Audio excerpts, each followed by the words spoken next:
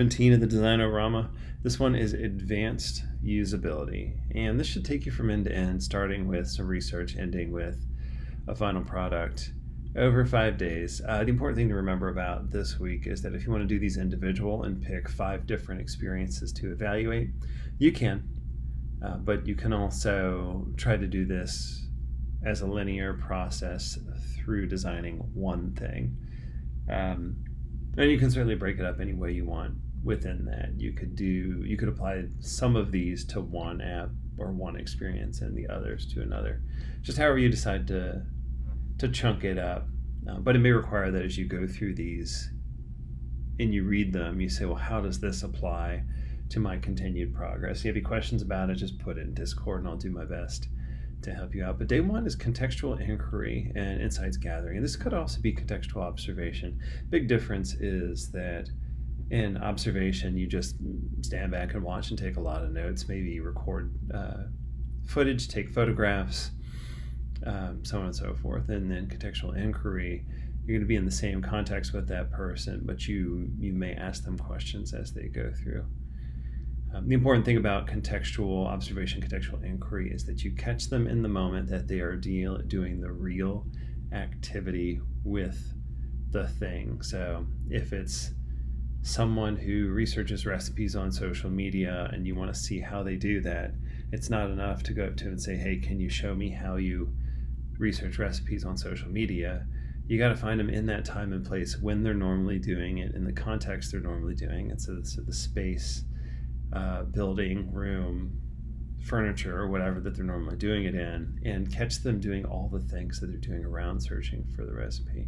And I'll talk about this a little more in the daily, but you want to capture all the things. Maybe they look in their cupboard to see what they have, and they're going back and forth to see if they have the things to cook the recipe. Maybe they're building out the list from that, and you want to see the whole thing from end to end. And again, either just watch them do it and take notes, or ask questions. For this one, you just summarize your observations. If you have any photographs that you've taken of the experience, videos, you could certainly compile those into a document. So it could be in a whiteboard or like a Word doc, presentation, so on and so forth. But describe all the interesting things that you see, all of the pain points that you see, all the pain points that they articulate, and document all of them. This is your opportunity to take a very powerful moment where you've worked with someone and document it to help other people understand everything you saw and why it's important. Day 2, app audit and feature ideation. So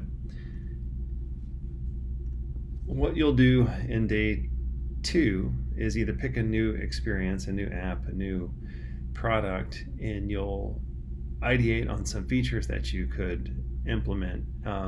In this case, if you're not using what you did on day 1 as a source to ideate on opportunities for that experience to move forward, just find an onboarding flow or an onboarding feature for a product and think about ways that you could improve it, or if it doesn't have one, think about ways you could implement something to support the product.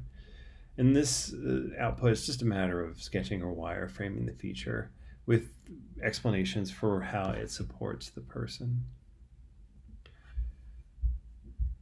Day 3 is error message, evaluation, improvement suggestions. So in this case, if you found in your contextual observation or contextual inquiry that there were errors that surfaced, or maybe they didn't when they needed to, maybe there wasn't a feedback mechanism in what the person was doing that helped them understand how they could do better or where there were barriers.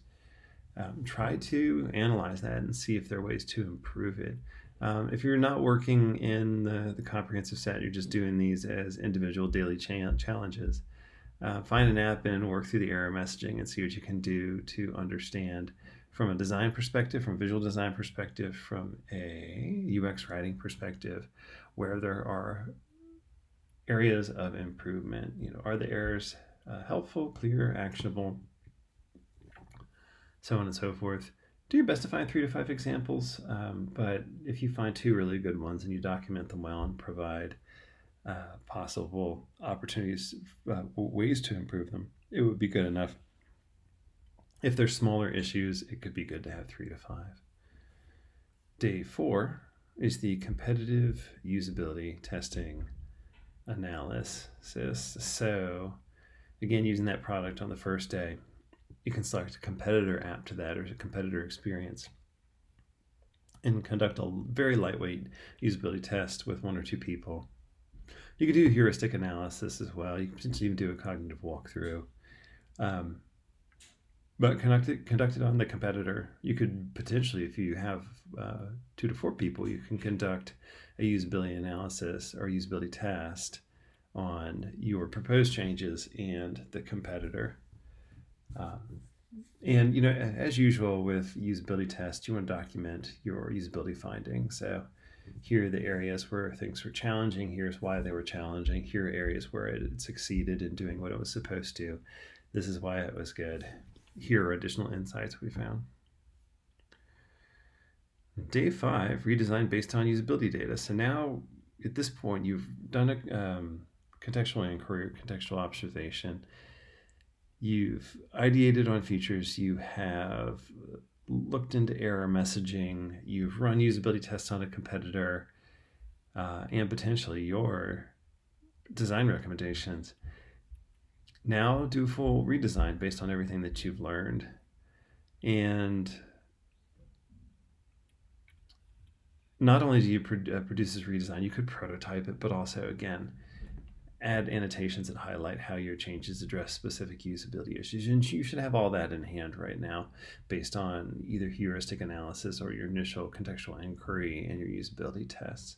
So this is beginning to come together as a nice complete weekly design project, including 2 layers of research, actually 3 layers of research and 2 design days. And it should be a pretty powerful thing if you can get it done. It may be fun to do this with a team or a buddy. If you have a friend that wants to participate in this, you can work together to make it happen. You can build a small team to make it happen. But a pretty solid walkthrough. I'm really excited to see what people produce from this for week 17 of Design-O-Rama. So best of luck.